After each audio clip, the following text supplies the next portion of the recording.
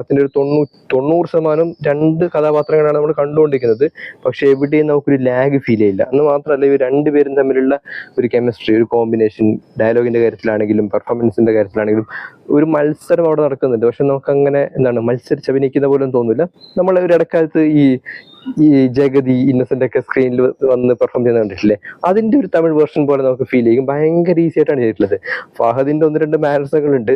ചില സാധനങ്ങൾ അദ്ദേഹം മലയാളത്തിൽ നിന്ന് ചൂണ്ടിയിട്ടുണ്ട്. അതായത് ഈ കിലുക്കം സിനിമയില് ജഗതി ഇങ്ങനെ ഗ്ലാസ് വിൻഡോയുടെ അടുത്ത് ഇങ്ങനെ മുഖം ചേർത്ത് വെച്ചൊരു സാധനം ചെയ്യില്ലേ, അതിന്റെ ഒരു വേരിയേഷൻ ഫഹദ് ഈ പടത്തിൽ ചെയ്തിട്ടുണ്ട്. പക്ഷെ ക്രിയേറ്റീവ് ആയിട്ടുള്ള അടിച്ചുമാറ്റലാണ് കേട്ടോ. നമുക്ക് എക്സാക്ട് അതേപോലെ തോന്നൂല്ല. പക്ഷെ നമ്മൾ മലയാളികളായതുകൊണ്ട് നമുക്ക് മനസ്സിലാവും ഇത് അവിടുന്ന് എടുത്താലേ. അതുപോലെ തന്നെ ഇന്നസെന്റും KPC ലളിതയും ഒരു സിനിമയിൽ ഇങ്ങനെ സംസാരിക്കുന്ന സമയത്ത് ഇന്നസെന്റ് എവിടുന്നോ ഇങ്ങനെ വന്നതാണ്. അപ്പൊ വായിൽ വെള്ളം ഒഴിച്ചിട്ട് എന്തൊരു ഡയലോഗ് ഇന്നസെന്റ് പറയും. അപ്പൊ KPC ലളിതയ്ക്ക് മനസ്സിലാവില്ല. അപ്പൊ KPC ലളിത എന്താന്ന് ചോദിക്കുന്ന സമയത്ത് ഇയാൾ ഈ ജുബ്ബ ഇങ്ങനെ ഊരിക്കൊണ്ട് ഡയലോഗ് പറയില്ലേ, ആ സാധനവും വളരെ ക്രിയേറ്റീവ് ലെവലിൽ അടിച്ചു മാറ്റിയിട്ടുണ്ട്. പക്ഷെ കണ്ടിരിക്കാൻ നല്ല രസമായിരുന്നു.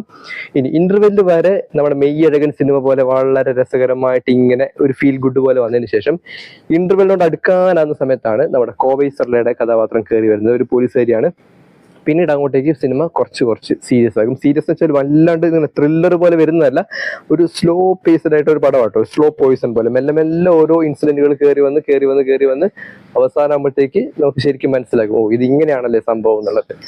സോ ഞാൻ പ്ലോട്ടിലേക്ക് കടക്കുന്നില്ല. പക്ഷെ ഈ പടം ശരിക്കും ഒരു ത്രില്ലറാണ്.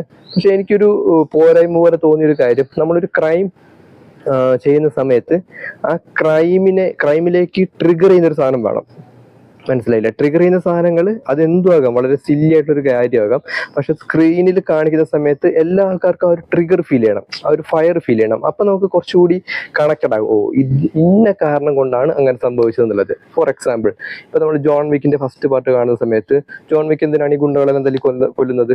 അയാളുടെ പെറ്റിനെ, അതായത് നായ്ക്കുട്ടിയെ അവർ കൊന്നു. ഒരു നായനെ കൊന്നതിനാണോടെ ഇത്രയും ആൾക്കാരെ അടിച്ചു കൊന്നത് എന്ന് നമുക്ക് അങ്ങനെ ചോദ്യം വരും. പക്ഷെ അത് അവതരിപ്പിക്കുന്നത് ആ ഒരു രീതിയിലാണ്. അതേ സാധനം തന്നെയാണ് എനിക്ക് ഇവിടെയും പറയാനുള്ളത്.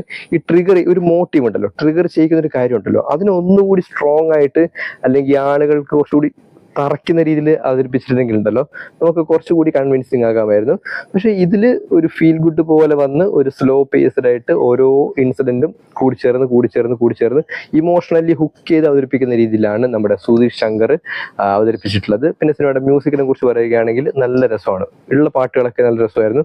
ഒരു പാട്ടോ മറ്റോ വടിവേല് തന്നെ പാടിയൊരു പാട്ടാന്ന് തോന്നുന്നു, അതും കേട്ടിരിക്കാൻ നല്ല രസമായിരുന്നു. പിന്നെ ട്രാവലാണ് ഈ പടം. ഒരു 80% ഈ സിനിമ മൊത്തം തമിഴ്നാട് മൊത്തം ചുറ്റി കറങ്ങുന്നുണ്ട്.